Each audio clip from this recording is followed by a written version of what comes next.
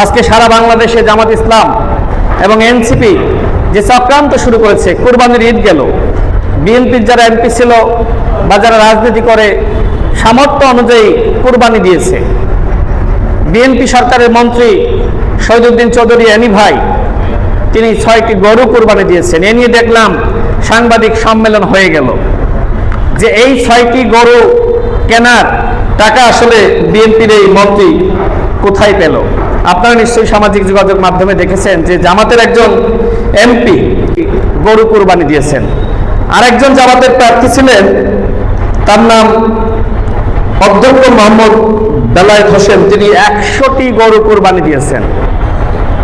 জামাত ইসলামের এই যে এমপিরা এবং এমপি প্রার্থীরা, তারা এত গরু কুরবানি দিল, এই টাকা নিয়ে কেউ প্রশ্ন তুলছে না। তাহলে আমার প্রশ্ন হলো, জামাত এনসিপির নেতারা তারা কি তাহলে জান্নাতের টাকায় এত গরু ছাগল কোরবানি দিয়েছে? বিএনপির নেতৃবৃন্দ কোরবানি দিলে সেটা নিয়ে তারা প্রশ্ন তুলছে, মানুষের মনে সন্দেহ তৈরি করছে।